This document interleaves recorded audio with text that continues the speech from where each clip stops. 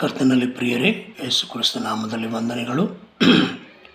ಯೇಸು ಸ್ವಾಮಿ ತನ್ನ ಶಿಷ್ಯರಿಗೆ ಕಲಿಸಿಕೊಟ್ಟ ಪರಲೋಕದ ಪ್ರಾರ್ಥನೆಯನ್ನು ಸಂಸ್ಕೃತದಲ್ಲಿ ಹೇಳಲಿಕ್ಕೆ ನಾನು ಆಸೆ ಪಡ್ತಾ ಇದ್ದೇನೆ. ಅದರ ಸಂಸ್ಕೃತದಲ್ಲಿ ಪ್ರಾರ್ಥನೆ ಮತ್ತು ಅದರ ಅರ್ಥವನ್ನು ಎರಡನ್ನೂ ಕೂಡ ನಾನು ಹೇಳಲಿಕ್ಕೆ ಆಸೆ ಪಡ್ತಿದ್ದೇನೆ. ಜ್ಯೋತಿರ್ಲೋಕೇಶು ಸಮಸ್ಥಿತಾಂ ಅಸ್ಮಾಕಂ ಹೇ ಪಿತಾ ಭವತಃ ನಾಮ ಪ್ರತಿಸ್ತೋತ್ರಂ ಭವಂತು. ಯುಸ್ಮಾಕಂ ರಾಜ್ಯಂ ಆಗಮಂತು. ಯುಸ್ಮಾಕಂ ಚಿತ್ತಃ ಪರಲೋಕೆ ಯಥಾ ತಥೈವ ಭೂಲೋಕೆ ಅಪಿ ವರ್ತಂತು.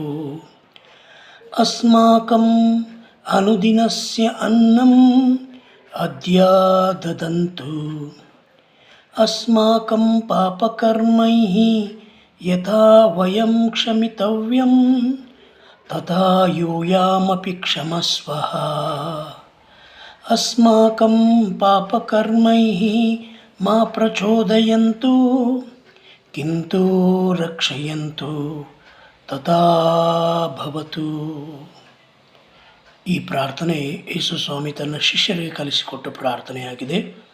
ಪರಲೋಕದಲ್ಲಿರುವ ನನ್ನ ತಂದೆಯೇ, ನಿನ್ನ ನಾಮವು ಪರಿಶುದ್ಧವೆಂದು ಎಣಿಸಲ್ಪಡಲಿ, ನಿನ್ನ ರಾಜ್ಯವು ಬರಲಿ, ನಿನ್ನ ಚಿತ್ತವು ಪರಲೋಕದಲ್ಲಿ ನೆರವೇರುವ ಹಾಗೆ ಭೂಲೋಕದಲ್ಲಿಯೂ ನೆರವೇರಲಿ. ನಮ್ಮ ಅನುದಿನದ ಆಹಾರವನ್ನು ನಮಗೆ ದಯಪಾಲಿಸು. ನಮಗೆ ತಪ್ಪು ಮಾಡಿದವರಿಗೆ ನಾವು ಕ್ಷಮಿಸುವಂತೆ ನಮ್ಮ ತಪ್ಪುಗಳನ್ನು ನೀನು ಕ್ಷಮಿಸು.